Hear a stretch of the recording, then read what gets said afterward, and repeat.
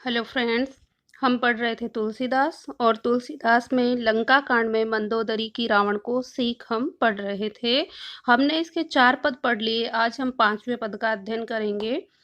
5वें पद में क्या होता है कि इसमें मंदोदरी राम की शक्ति और प्रताप का स्मरण कराते हुए रावण से कह रही है, रावण को समझा रही है कि आप राम से युद्ध का त्याग कर दीजिए, लेकिन रावण उसकी बात नहीं मानता है। तो वो देखिए शक्ति और प्रताप के बारे में बताती हुई मंदोदरी कहती है, जेहि जलनाथ बंधायउ हेला, कि जेहि जिसने जिसने जलनाथ, जलनाथ यानी समुद्र, बंधायु यानी बांध दिया, हेला यानी कि कौतुक या खेल मात्र में, कि जिस राम ने खेल मात्र में समुद्र को बांध दिया, उतरे प्रभु दल सहित सुबेला, और उतर गए प्रभु यानी श्री राम दल अपनी सेना सहित सुबेला, समुद्र तट या सुबेल नामक पर्वत पर।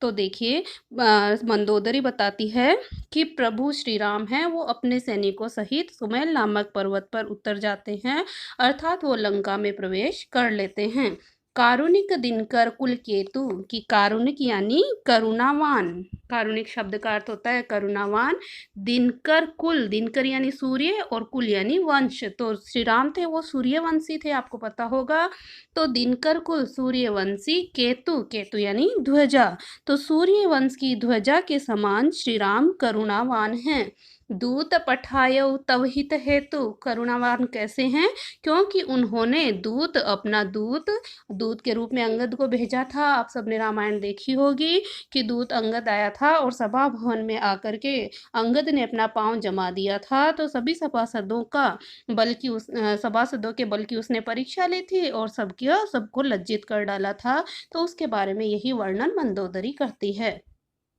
दूत पठायउ तव हित हेतु, कि अपने दूत को पठायु यानी भेजा था, तव यानी तुम्हारे, हित हेतु यानी हित के लिए या तुम्हारी भलाई के लिए, कि श्री राम तो सूर्यवंश की ध्वजा के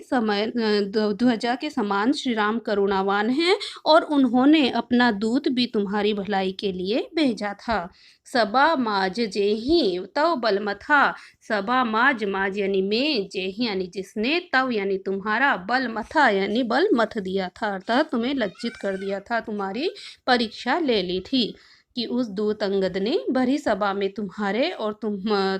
तुम्हारे बलवान सभासदों के बल की परीक्षा ले ली थी और तुम्हें लज्जित किया था। करी बरुथ महु मृगपति जथा, करी यानी कि होता है हाथी, और बरुथ, बरुथ यानी होता है झुंड या समूह है, महु यानी में, और मृगपति यानी कि सिंह,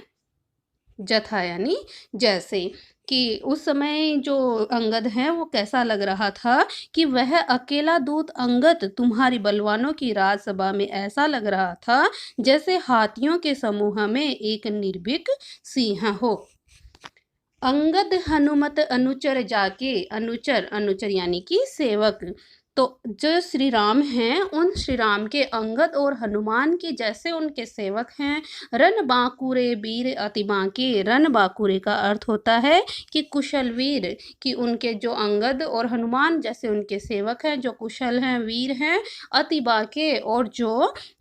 अति बांके शब्द का अर्थ होता है टेढ़े वीर हैं। कि हे प्रिय, जिन राम के हनुमान व अंगद जैसे युद्ध कुशल वीर और पराक्रमी सेवक हों, उन राम को तुम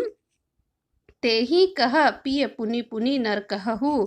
तेहि यानी उनको, कह यानी कह रहे हो, पिय यानी हे प्रिय, पुनि पुनि बार बार, नर यानी कि सामान्य मनुष्य, कहु कह रहे हो, उन श्री राम को बार बार तुम साधारण मनुष्य बता रहे हो।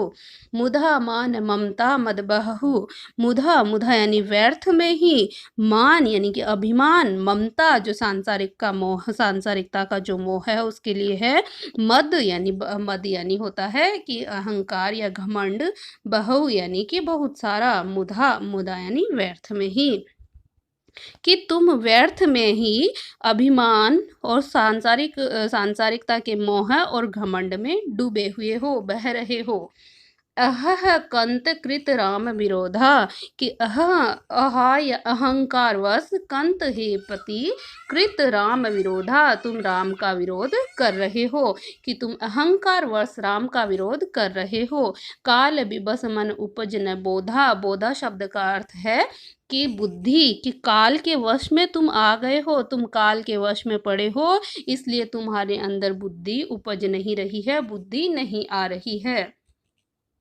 काल दंड गही काहू न मारा, कि काल है वो दंड गही, दंड यानी कि लकड़ी या डंडा, गही, गही यानी पकड़कर, काहू ना, काहू यानी किसी को भी नहीं, मारा यानी मारता है। जो काल है, मृत्यु है, वो डंडा पकड़कर किसी को भी नहीं मारती है। हरई धर्म बल बुद्धि विचारा, कि वो तो हरण कर लेती है, धर्म बल और बुद्धि का हरण कर लेती है, कि काल तो विनाश की ओर जाते हुए व्यक्ति का धर्म बल और बुद्धि का हरण कर लेता है। निकट काल जही आवत साई, कि साई यानी स्वामी, हे स्वामी, जिसका काल निकट आ जाता है, जिसकी मृत्यु निकट आ जाती है, ते ही भ्रम होई तुम्हारी ही नाही, उसे तुम्हारी तरह ही भ्रम हो जाता है, नाई यानी तरह है, कि उसे तुम्हारी तरह ही वो व्यक्ति भ्रमित हो जाता है, उसकी मति भ्रष्ट हो जाती है। उसके पश्चात दोहा देखें, दुई सुत मरे दहेउ पुर अजहु पूर पिए देहु, कि दुई सुत, दुई यानी दो, सुत यानी पुत्र, मरे यानी मारे गए, कि तुम्हारे दो तो पुत्र मारे गए, दहेउ पुर, और पूरे पुर आपकी जो नगरी है, जो लंका है, दहेउ वो जला दी गई, कि आपकी नगरी लंका जल गई। अजहु पूर पिए देहु, पूर यानी पूरा कर दो या त्याग दो, कि अब तो हे प्रिय आप अहंकार का त्याग कर दो, कि तुम्हारे दोनों पुत्र मारे गए, तुम्हारी लंका नगरी को जला दिया गया, तो अब तो तुम अहंकार का त्याग कर दो। कृपा सिंधु रघुनाथ भजी नाथ बिमल जसु लेहु, कि कृपा सिंधु जो कृपा के सागर हैं, कृपा के सागर रघुनाथ श्री राम हैं, भजी उनका भजन करो, उनका ध्यान करो। नाथ बिमल जसु लेहु, बिमल यानी होता है निर्मल या पवित्र, कि तुम हे नाथ निर्मल यश को प्राप्त कर लोगे, लेहु यानी कर लोगे, जसु यानी यश को, कि हे कृपा हे प्रिय, हे पति, अगर तुम कृपा निधि राम का भजन करोगे, राम का ध्यान करोगे, तो तुम निर्मल यश को प्राप्त कर लोगे। इसके बाद में अगला पद देखिए, तव बलनाथ डोल नित धरणी, तेज हीन पावक शशि तरणी। इस पद में क्या बताया गया है कि राम हैं, उनके द्वारा रावण का वध कर दिया जाता है युद्ध में। तो उस समय जो मंदोदरी है, वो अब रावण के शव के निकट बैठ करके उनके बल और प्रताप का वर्णन करके विलाप कर रही है। ये भावात्मक शैली में लिखा हुआ बहुत ही अच्छा पद है। इसके अंतर्गत उसने वो रावण को बताती है कि मैंने तुम्हें बहुत समझाया, लेकिन तुम नहीं माने, और आज देखो तुम किस प्रकार से इस मिट्टी में, इस धूल में सने हुए इस धरती पर पड़े हो। तो देखिए, इस पद में मंदोदरी मृतपति रावण को संबोधित करते हुए कह रही है, तव बलनाथ डोल नित धरणी, कि तव यानी तुम्हारे, तव तुम्हारे बल से, नाथ है स्वामी, डोलती थी, कांपती थी, नित यानी हमेशा, धरणी यानी पृथ्वी, कि हे स्वामी तुम्हारे बल से यह पृथ्वी हमेशा कांपती थी, अर्थात इस पृथ्वी के हर एक निवासी तुम्हारे डर से भयभीत रहते थे। तेजहीन पावक शशि तरणी, कि तेजहीन हो जाती थी पावक अग्नि भी, शशि चंद्रमा, और तरणी यानी सूर्य, कि तुम्हारे प्रताप के आगे सूर्य चंद्रमा और आग भी तेजहीन लगते थे, कि तुम्हारा तेज इतना था कि सूर्य चंद्रमा और आग का तेज भी तुम्हारे सामने कुछ नहीं था। शेष कमठ सही सकहि न भारा, शेष यानी कि जो शेषनाग है, जिसने धरती का भार वहन कर रखा है, कमठ, कमठ यानी कछुआ या कच्छप, सही सकहि न भारा, कि जो पृथ्वी को धारण करने वाले शेषनाग और कच्छप भी तुम्हारे भार को नहीं सहन कर पा रहे थे, अर्थात वो भी तुमसे युद्ध में हार चुके थे। सो तनु भूमि परे उभरी छारा, सो तनु, तनु यानी शरीर, सो यानी वह, भूमि यानी भूमि पर, परे यानी पड़ा है, भरी यानी सना हुआ या भरा हुआ, छारा, छारा यानी धूल या मिट्टी से, कि वही शरीर आज धूल से सना हुआ इस भूमि पर पड़ा है। वरुण कुबेर सुरेश समीरा, कि वरुण कुबेर और सुरेश जो इंद्रदेव थे वो, और समीरा पवन देव, कि सुरेश इंद्र और पवन देव भी, रण सन्मुख धरि काहू न धीरा, कि उन्होंने भी रण सम्मुख यानी रण युद्ध के क्षेत्र में तुम्हारे सामने, रण यानी युद्ध और सन्मुख यानी सामने, धरि काहू न धीरा कभी धैर्य धारण नहीं किया था, अर्थात युद्ध में वो भी तुम्हारे सामने कभी नहीं टिक पाए थे। भुज बल जीते हु काल जमसाई, कि जिस भुजाओं के बल पर जीते हु जीत लिया था काल को और यमराज को भी, जम यानी यमराज को, साई यानी हे स्वामी, तुमने अपनी भुजाओं के बल पर काल और यमराज को भी जीत लिया था। आजू परे हु अनाथ की नाई, आजू यानी आज, परे हु यानी पड़े हुए हो, अनाथ की नाई यानी नाई यानी तरह है, आज तुम अनाथ की तरह है इस भूमि पर पड़े हुए हो। जगत विदित तुम्हारी प्रभुताई, कि संपूर्ण संसार विदित यानी जानता है तुम्हारी प्रभुताई, कि तुम्हारी प्रभुताई, तुम्हारी और ये को संपूर्ण संसार जानता है। सुत परिजन बल बरनी न जाई, सुत यानी पुत्र, परिजन यानी परिवार के लोग, बल बरन यानी वर्णन, न जाई यानी नहीं कर सकते, कि तुम्हारे पुत्र और तुम्हारे परिवार जनों के बल का वर्णन भी करना भी असंभव है, कोई उनके बल का वर्णन भी नहीं कर सकता, तो तुम्हारा तो शौर्य कितना अधिक था। राम विमुख उस हाल तुम्हारा, कि तुम राम से विमुख हो गए, इसीलिए तुम्हारा ये हाल हुआ है। रहा न को कुल रोवन रोवनिहारा, कि आज तुम्हारे कुल में कोई भी रोवनिहारा यानी रोने वाला भी नहीं बचा है, तुम्हारे लिए कोई शौक प्रकट करने वाला भी अब तुम्हारे वंश में नहीं बचा है, अर्थात तुम्हारा संपूर्ण वंश श्री राम के द्वारा नष्ट कर दिया गया है। तव बस विधि विधि प्रपंच सब नाथा, तव बस विधि, विधि यानी ब्रह्मा, प्रपंच जो पांच तत्व हैं उनके लिए बताया गया है, सब नाथा, कि हे स्वामी, स्वयं ब्रह्मा और यह पांच तत्व कौन से होते हैं, भूमि, जल, अग्नि, वायु और आकाश, कि स्वयं ब्रह्मा और ये पांच तत्व से निर्मित सृष्टि सभय दिसिपनित नावहि माथा, सभय यानी कि भय के सहित, डर के,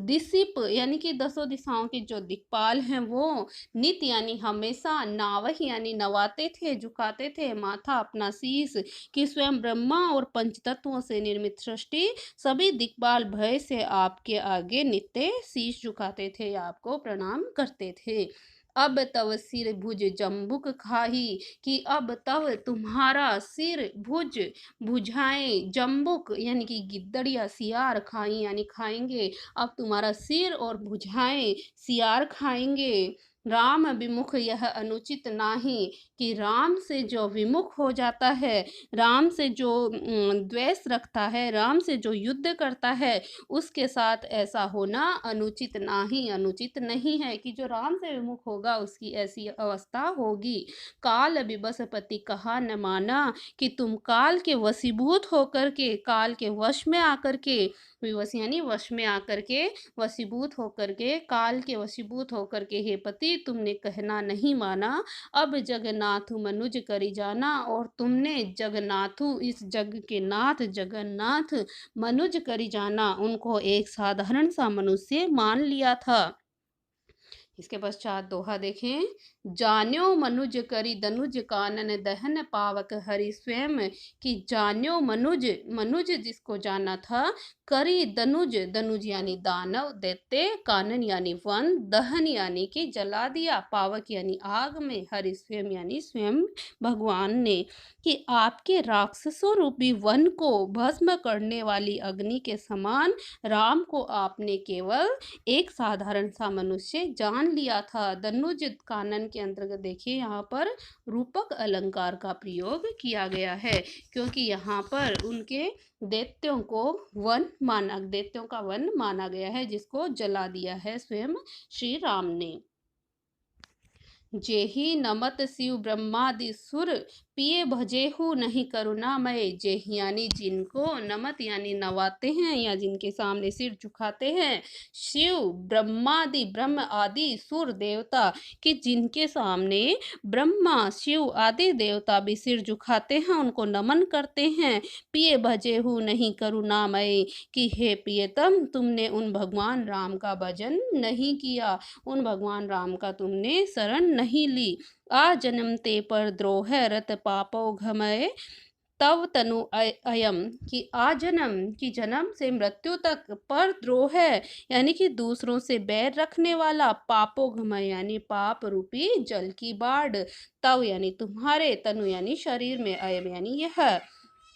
कि आपका यह शरीर जन्म से लेकर मृत्यु तक दूसरों से बैर रखने वाला और पाप रूपी जल की बाढ़ के समान है, यानी आपने हमेशा दूसरों से बैर रखा और पाप रूपी जल की बाढ़ में आप बहते गए।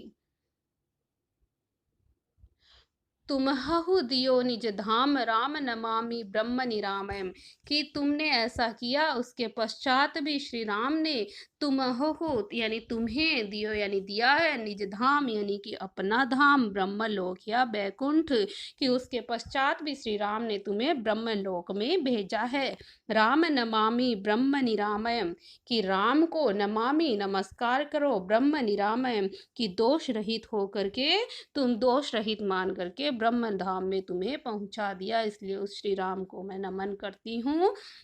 दोहा है, अह नाथ रघुनाथ सम कृपा सिंधु नहीं आन, कि अहा नाथ है स्वामी, रघुनाथ सम रघुनाथ के समान, श्री राम के समान, कृपा सिंधु यानी कृपा के सागर या करुणा निधान, नहीं आन और कोई नहीं होने वाला है, कि भगवान राम जैसा करुणावान और कोई नहीं है। जोगी वृंद दुर्लभ गति तो ही दिन ही भगवान, जोगी वृंद यानी कि जो योगी लोग हैं, दुर्लभ गति उनके लिए भी ये गति दुर्लभ है, तो ही यानी तुम्हें दिन ही भगवान वो गति तुम्हें श्री राम ने दी है, कि जो गति अथवा परम पद योगियों के लिए भी दुर्लभ है, वही गति भगवान ने तुम्हें प्रदान की है।